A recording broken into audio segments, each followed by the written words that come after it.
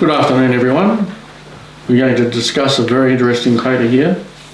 Paper number 122, General Distribution of the Sabbath Keeping Churches. This important paper traces the Sabbath Keeping Churches from the 1st century into the Middle East, Europe, and throughout Asia, covering a span of some 2 millennia. It is a comprehensive record not only of the churches but also of the lengths to which the Sunday worshipping system went to wipe them out under persecution. I'll give you a brief background.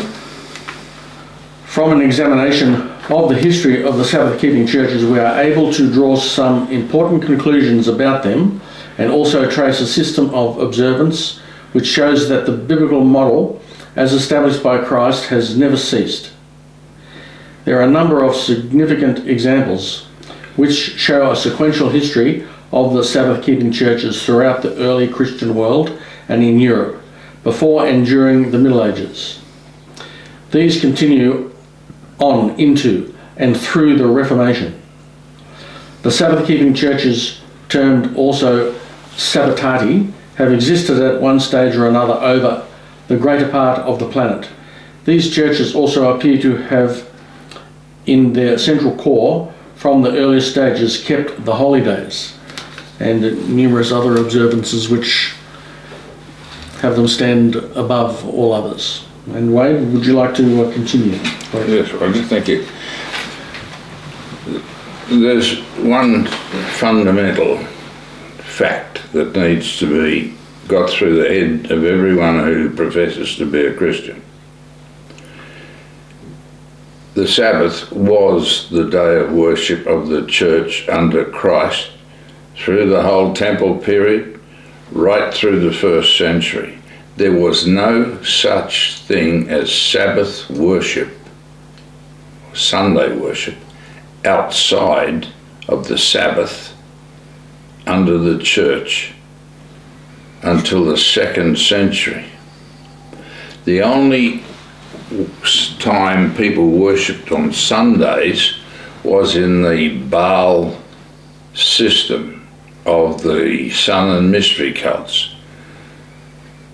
Sabbath was the 7th day of the week, Saturday, in all of the churches of God all the way around the world through the 1st century, and Sunday worship only came in from the worship of the god Attis in Rome in 110 AD. And they placed Sunday worship alongside Saturday worship in Rome, and only in Rome, and they took up collections on Sunday because the Sabbath they didn't exchange money or take up collections, and the Sabbath was the correct and true day of worship. Now, the reason they incorporated Sunday worship from after 111 CE was to attract these people from the worship of the god Attis in Rome, and that continued until 154 of the current era, when they elected the Bishop Anicetus as the Bishop of Rome, and he introduced the pagan Easter system. Easter is the name of the goddess, Easter. It comes from Baal worship, and it was brought in from the worship of Attis. It wasn't made a compulsory item or festival until 192, when the heretic Victor was made Bishop of Rome, and he introduced and enforced the festival of Easter, that is the Friday death, Sunday resurrection cult from Attis, and made it compulsory for communion with Rome. That created the greatest schism in the church. But right up until then, there was communion and one church, and it was keeping the Sabbath everywhere. Only in Rome did this Sunday worship intrude, and then it was used to go hand in hand with the Sabbath, but gradually it replaced it. And by the 3rd century, we were looking at Sunday worship in Rome and those associated with Rome. But the Sabbath was a general day of worship throughout the world for all the churches of God, right through the 1st and most of the 2nd century and into the 3rd.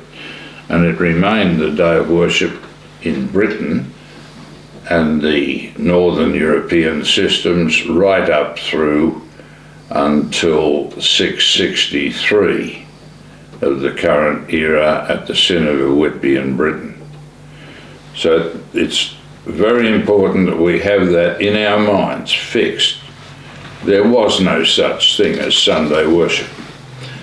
By the 4th century in Rome, the priests of Attis were complaining that the priests of Christianity in Rome had stolen all their doctrines. That's how serious the heresies from Rome became. And it's important that we look at how this Sabbatarian system was spread right throughout the world as we go through this very important text. The Sabbath was everywhere, and we know from 200 to 250 of the current era, that from the Oxyrhynchus papyrus in Egypt, that the Sabbath was kept right through Egypt and North Africa. And it's important that we understand that the notations here and the references, the texts are shown. And also the other writers, the Ante-Nicene Fathers, also kept the Sabbath. And Sunday worship only occurred from Rome, and then it spread by force of arms through in liaison with these other nations that kept Baal worship and Sunday worship. So you see those references, like the Constitution of the Holy Apostles and the Ante-Nicene Fathers, shows that thou shalt observe the Sabbath on account of him who ceased from his work of creation, but ceased not from his work of providence. It is a rest for the mediation of the law, not for idleness of the hands. These are the standard statements of the fathers of the church in the 1st, 2nd, and 3rd centuries. Now, you'll see also that Sabbath keeping was the original position of the church, and it spread into Europe, and from Palestine it spread east into India. And you can see that in Mingana, The Early Spread of Christianity, Volume 10, page 460. And it then went into China, spread there by Muses, the Archbishop of Abyssinia. The introduction of the Sabbath system into India caused a controversy in Buddhism in 220 of the current era. So it was quite a problem, and the Buddhists started to keep the Sabbath, and that caused a problem. You see that in the Creed of Half Japan, page 23. And in the Kushan dynasty of North India, called a council of Buddhist priests at Vaisalya to bring uniformity among the Buddhist monks on the observance of their weekly Sabbath. And some had been so impressed by the Old Testament writings that they had begun to keep the biblical Sabbath. So the Sabbatarians, or the Sabbatati of Europe, were not an inconsiderable force, and the church established in Milan kept the Sabbath, as we saw and see, and the references are in Highland's History of the Sabbath, and the texts are in this work, so that the Sabbath is documented in all areas meticulously over the period, so that we all know what's happening.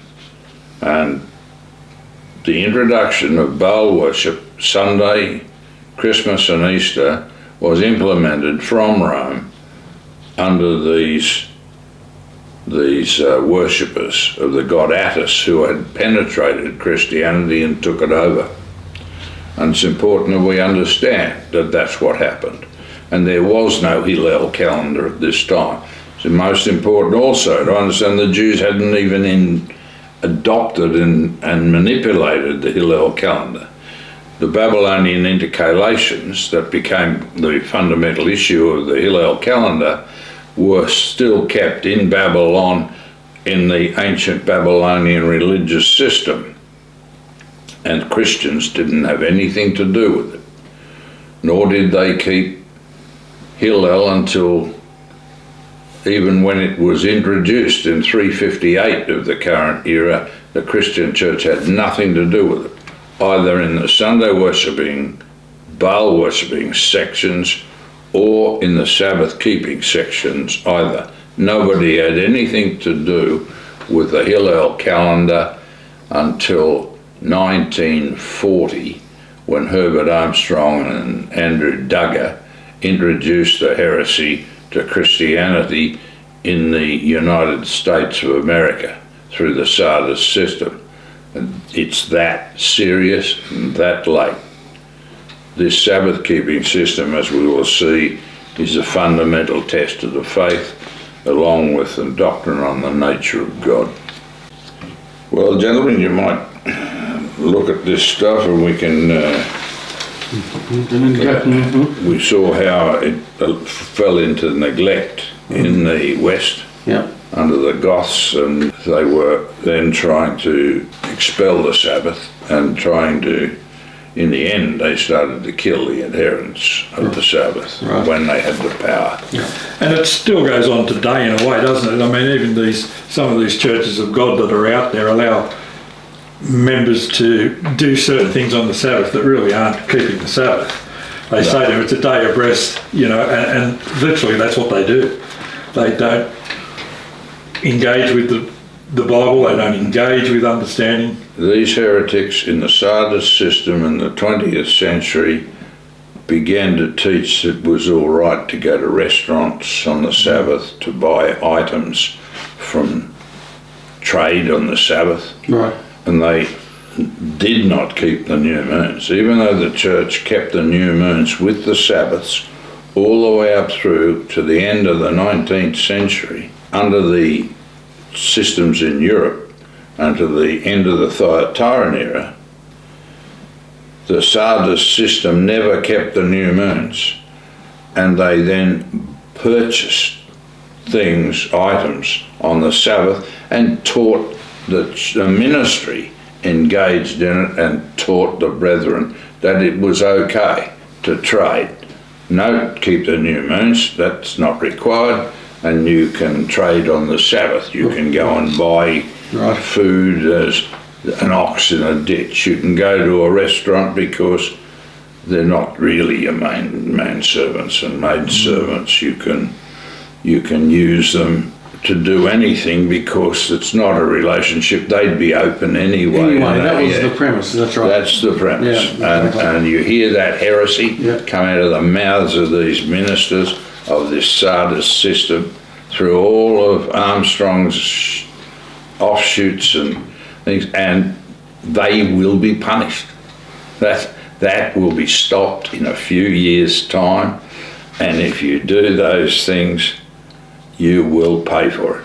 And they're oblivious to the errors, the Hillel. They just do it, and they think there's nothing. Well, they won't listen. Nothing else. Yeah. The Sardis system is dead completely in all of the offshoots of Sardis, in all of the elements in the churches of God's seventh day, and all of those systems, and they have to be stamped out. Right, it even shows it, Revelation 3:1. Yes, yes. They are dead, and there's even one that had the audacity, even though it's been written for 1900 years, that says that it's living. Yes.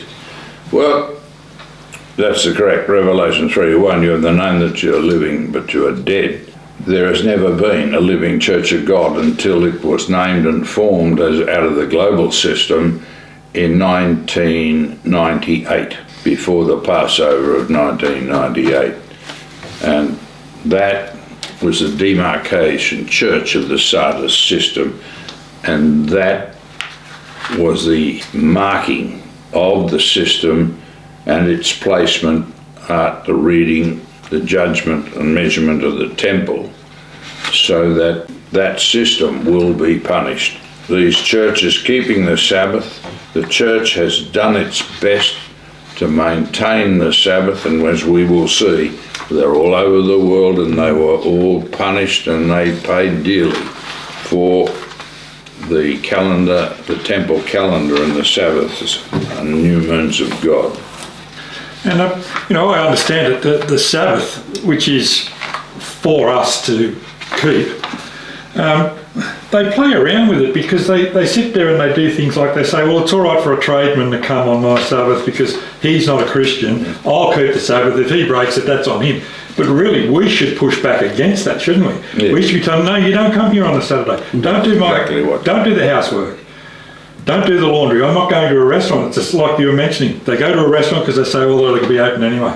Well, Christians should push against it. Not use those services. It says, quite simply, you're not use your manservant or your maidservant, your ox, your ass, right, or anything that is yours. And when you engage somebody to do work for you, labour for you, and if you go to a restaurant, you're engaging them in labour, and that is a sin. And that keeping of the Sabbath is from dark Friday till dark Saturday, and from the new moon, from dark on the beginning of the new moon to dark at the end of the new moon. They are Sabbaths. And Isaiah 66, 23 and 24 says that when the Messiah gets here, we will keep the new moons from new moon to new moon, and from Sabbath to Sabbath, and those that do not will die. And Amos says there is to be no trading on Sabbaths or new moons. And the other area too is that there can be double Sabbaths. A lot of these churches under Hillel don't want these double Sabbaths, and they'll sit there and say, not meant to have a double Sabbath. I'll just remind them, what about Pentecost? Exactly. Yeah, Pentecost itself is a double Sabbath. Yes. Yeah. And that's the important structure. When the Mishnah was compiled around 200 AD, there were back-to-back Sabbaths recorded in the Mishnah. So it's not a matter of saying, we don't have back-to-back Sabbaths. Yes, we do. And the calendar has back-to-back Sabbaths all the time. And the postponement system under Hillel was brought in so that these oral traditions of the Pharisees could be enshrined into Jewish legal system and then used to negate the very laws of God in the temple calendar. The whole purpose of Hillel is to negate the laws of God in the calendar, and we better understand that. Yeah, I mean, we've had people out there say, well, if it was a problem, Christ would have corrected it in his day. Again, it didn't come into existence. It didn't exist. 328 years after such Christ a silly argument, such a silly thing to say. But they do It it. wasn't even there. Yep. So, well, look, Wade, we go on into this paper, and of course it covers a lot of different church areas, like you had the churches in India, the Jacobites in 1625, and, again, they proved that the Sabbath was being kept in these countries, didn't they? Yes. Well, the reality is we've got, in this text, we've got records of all the centuries taking long before the Reformation and the Jacobite system. These references go into the Sabbath churches being established in Persia and the Tigris-Euphrates basin. They kept the Sabbath, paid tithes to their churches, And you see that in the reference texts involved. And the St. Thomas Christians of India were never in communion with Rome. They kept the Sabbath and the systems there. Right. They were Sabbath keepers, as were those who broke off communion with Rome after the Council of Chalcedon, namely the Abyssinians, the Jacobites, the Maronites, and the Armenians, the Kurds who kept the food laws and denied confession and purgatory. See the Schaff-Herzog encyclopedia for that reference. In 781, the famous China monument was inscribed in marble to tell of the growth of Christianity in China. The inscription of 763 words were unearthed near the city of Chang'an in 1625 and allegedly now stands in the forest of tablets at Chang'an. The extract from the tablets states, "On the seventh day we offer sacrifices after having purified our hearts and received absolution for our sins. This religion, so perfect and so excellent, is difficult to name, but it enlightens darkness by its brilliant precepts." That's the Abbe Hugh in Christianity in China, Volume 1, Chapter 2, pages 48 to 49. Now, how the Sabbath got into China is a text in its own right, and it's dealt with in this text. The Bishop Muses was the leading bishop in the Abyssinian church based out of Axum and Abyssinia through Ethiopia and East Africa. That was a large church. It was Sabbath keeping. It was non-Trinitarian. In fact, we'll see that later when we deal with Islam and the first persecution when they sought refuge with the Abyssinian church in 613 in the first Hijrah. But Muses, much earlier in the beginning of the 5th century, went from Abyssinia to India and took discussing the Sabbath and bringing that into India through the churches there and communicating with the churches. He then left India and went on into China. Right. Now, that was where the Sabbath and the church, Christian church, came into China in a strong way. Muses established the church through Canton, and that system of the Unitarian Church in China was continued and became associated with the rise of the Unitarian Islamic system in Canton when the Muslims formed in their Unitarian system in Arabia under the Prophet. Right. So, but they were Christians, and they were Sabbatarian Christians under the Prophet. They weren't this system now we see as modern Islam. That was absolutely forbidden. And Interesting, yeah. it is interesting. The Chinese then developed this Sabbatarian system in China, and it stayed there right through, and it's still there now, except it was infected from America by Protestants, and it became Sabellianist. Right. And that, it still keeps the new moons, it keeps the Sabbaths, the new moons, and all of the holy days, and it keeps the structure, but it's Sabellianist. And in that case, it's got serious problems about the first resurrection. Right. And that is a serious matter for the True Jesus Church, it's called. Oh, okay. And that became Sabellianist from the 1850s. Right. And that was because of American Protestantism set the rot into the church in China. Wow, that late, 1850. Yeah, 1850s. So obviously the Chinese were segregated somewhat from what was happening in Europe, and all the terrible destruction was going on there at the time.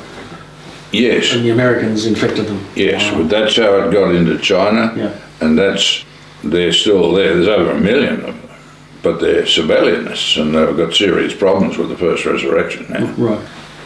And then also we head into Italy, don't we? We do. Yep. Yeah.